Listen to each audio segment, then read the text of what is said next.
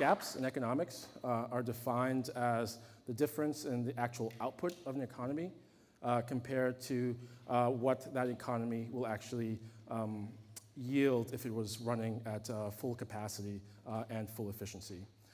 Gaps exist throughout our lives in every industry, in every sector, in every kind of realm of the world that we are involved in. I'm here to talk about a couple of income gap. What you see here from all this noise in the 70s and early 90s can be attributed to everything from the Cold War, the Vietnam War, the first Gulf War, and all of the economic and fiscal policies that were associated with that. But after that time, what you see is this huge divide. And what happened there? And what we're trying to figure out is this wide increase. And with all of the different technology, the different software, and the apps that we use now in our day-to-day lives, what we're seeing is that gap is widening. The aspiration gap, in particular in the American education system today. This is from a report from the Bill and Melinda Gates Foundation that was put out earlier this year. 95% of 8th graders say that they are going to college. 70% actually graduate from high school. 17% of low-income students are prepared to succeed in college, and 8% of students in the lowest income quartile complete college, their college degree within 6 years. What are we doing? We're telling our kids go to college, and surprise, they're listening to us at a 95% rate. But they're struggling, and we need to figure out if we're giving them the right interventions and the right tools to do well in school. The achievement gap. I'm sure some of you may have seen this. This is using NAEP scores, a national assessment, 4th grade math scores, which is a good proxy for a student's achievement. The optimist in me will tell you that you're seeing upward trajectory, which is great. Scores are getting better and better every year. But then when you start looking at the gaps themselves, right? So you have the Asians and the whites, and then you have the Hispanics and the blacks. And that gap is wide. It's significant. You even see here that the scores for the blacks and the African Americans are widening and continue to widen. That's also a concern. So I want to tell you a little bit about myself. This is supposed to be a GIF, so you see Chris Farley actually doing his skit from Saturday Night Live. But I was actually born down by the river. June 28th, 1979, I was born along the river in Cambodia, 3 years after the end of the Vietnam War and the start of the Cambodian genocide. I was born along a river in the province of Po Sat, which is in western Massachusetts, western Cambodia. Well, why is that important? Well, in addition to being born down by the river, my parents ended up actually having to walk 200 miles from where they were to a Thai refugee camp, taking turns carrying me. We arrived in Lowell, Massachusetts in 1982 after a short one-year stint in the Bronx. So I like to tell people that between the Bronx and Lowell, Massachusetts, you shouldn't mess with me. I'm pretty tough. My parents kind of went on the road after that first year in the Bronx. They were headed towards prospects of jobs and of a growing community of Cambodians in Lowell. My dad's first job in Lowell was in a peanut factory off of Rogers Street. I still remember him coming home with the smell of roasted peanuts and cashews and walnuts. My mom's first job was folding boxes at Prince Spaghetti. So they worked really hard to get to where they are today. My parents founded the first Cambodian temple in Lowell. They helped found the Cambodian Mutual Assistance Association. And eventually that led my dad to a job at Wang Laboratories, And my mom ended up being one of the first Cambodian teachers in Lowell. So I'm a Lowell boy, as you can tell. My story is the story of Lowell in the 1980s and 1990s. It was tough, if you remember Lowell at that time. Gang violence, drugs, dilapidative urban infrastructure. It was tough, but both myself and Lowell made it through, and we're doing pretty well for ourselves. Now I want to switch back to another gap, a fourth gap, the engagement gap. We live in a world now where we can find a loved one or a friend with just a few clicks. We can Skype and we can FaceTime with anyone at any time, anywhere in the world. And eventually we'll have drones who will deliver Taco Bell to our doorstep if we want. It's an amazing time. But you know what? The world is getting smaller, but it's also getting bigger.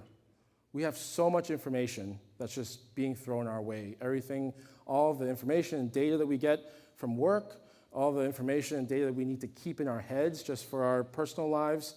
And then if you add on all the stuff from Facebook and LinkedIn and Netflix and text messages and WhatsApp, it's a lot of stuff. And we're starting to lose our engagement in what's most important. And as I refer back to those prior gaps that we discussed.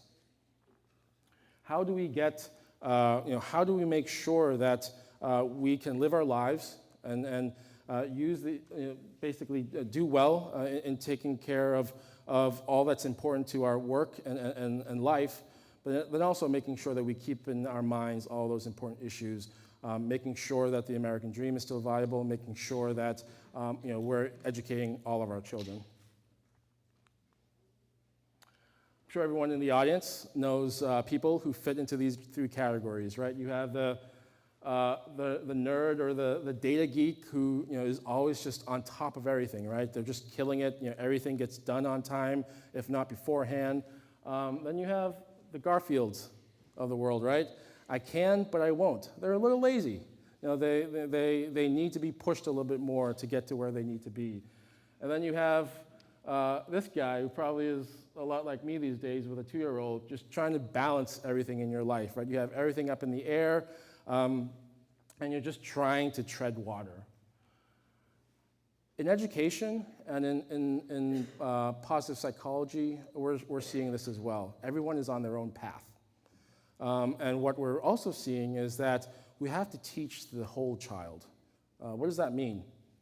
Well, we have to make sure that we know what their mindsets are. We need to make sure we know how they learn, and we make our curriculum and our interventions appropriate for how they learn.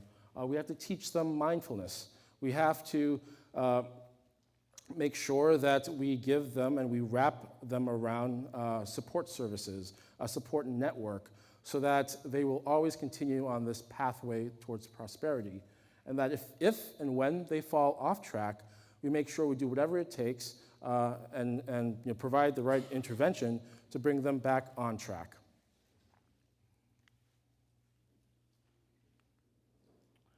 So, it's cliche, but what I do want to talk about is just, being engaged. In education right now, people are looking into this engagement gap, making sure that we collect enough information and enough data to be able to understand a day in the life of a student.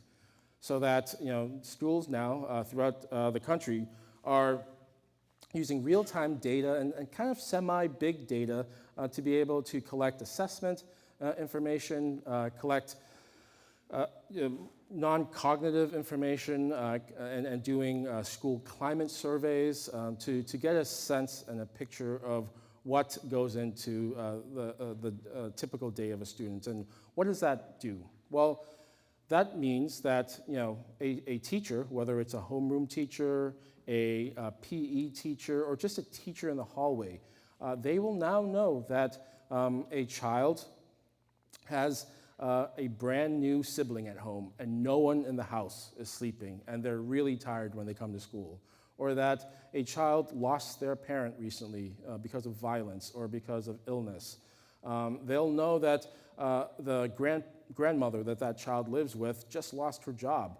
And so she doesn't have money to really put enough food on the table, so that kid's coming to school hungry. And so teachers now can make sure that they can tap that kid on the shoulder, whether it's in the hallway or just really quickly after class, and make sure that child knows that they mean something, that their world is important, and that someone is engaged and cares.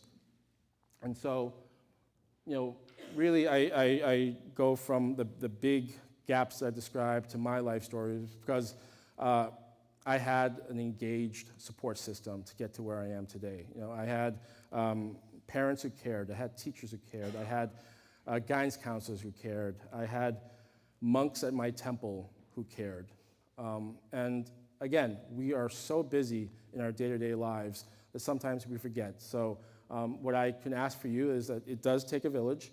Make sure that you stop and you, with all this information that's being thrown your way, to care. And especially in the education space where caring means a kid not only going to college, but doing well and hopefully committing putting their best foot forward for their local community and society as a whole. Thank you very much.